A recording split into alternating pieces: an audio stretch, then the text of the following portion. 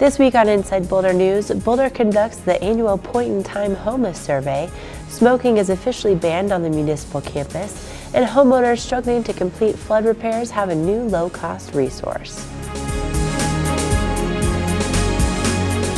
Welcome to Inside Boulder News. I'm Ashley Prill. Every year, cities around the country conduct a point-in-time count and survey to get a snapshot of people who are experiencing homelessness. This week, Boulder volunteers set out to answer questions including veteran status, number of people in a family, and reasons for homelessness. Homelessness is a serious concern here in Boulder and across the region. We need to do everything we can to understand the problem if we're going to effectively address it.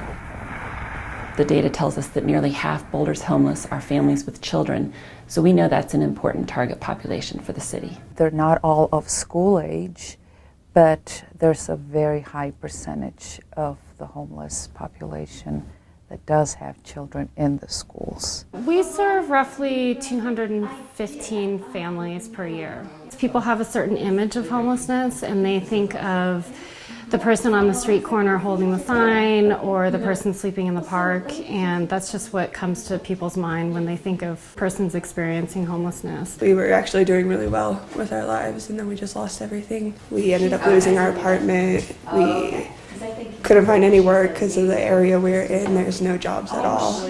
Now that we're here, we're able to save money and we'll be able to get back on our feet. There are a lot of families that, as well as individuals that are experiencing, whether it's a health crisis or a family breakup, that find themselves without housing. And so the annual point-in-time count really helps us assess the need in our 7-county area. It also helps us become a little bit more strategic with the limited resources we've got in the 7 counties. We are working very collaboratively, and we sincerely appreciate all the efforts in Boulder County and recognize the progress and the innovations that are happening to end homelessness.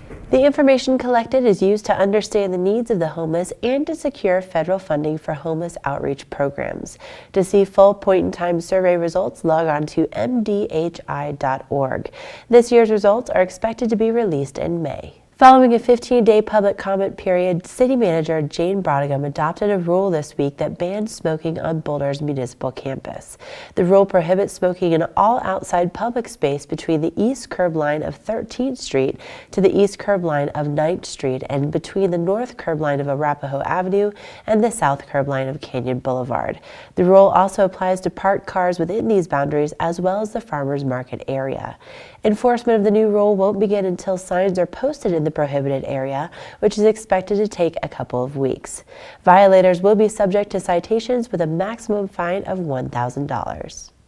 A partnership between the City of Boulder Division of Housing and Flatiron's Habitat for Humanity is providing a new resource to homeowners who are struggling to finish flood repairs. Just given the City of Boulder Division of Housing's experience with creating housing opportunities for everyone here in Boulder, we feel like we're in a good position to try to help people who are still working to recover from the flood. What is really special about this program is that Flatiron's Habitat for Humanity actually approached the city, and they were just so eager to help in any way that they could. They really wanted to extend their expertise here in Boulder.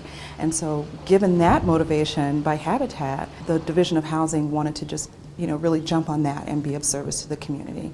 Homeowners who are interested in the City Habitat Flood Repair Program can find more information and the application at bouldercolorado.gov/homeownership/home repair programs. You can also contact the Division of Housing by calling 303-441-3157.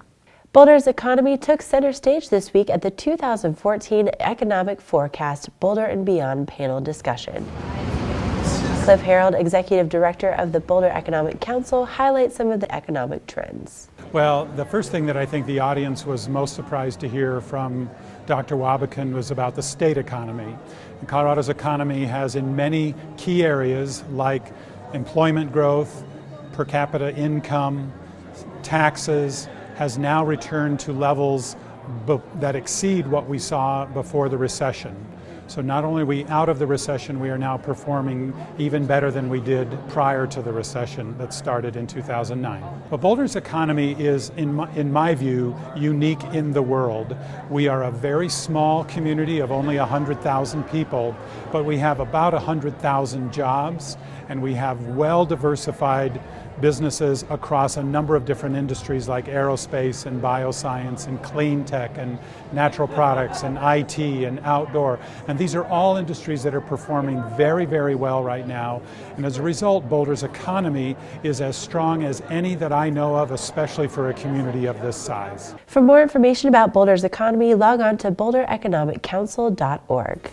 Thank you for watching Inside Boulder News. Stay in touch with us on Facebook and Twitter by submitting news, tips, and questions. You can also sign up to receive video updates right in your inbox. Just go to boulderchannel8.com and click on subscribe.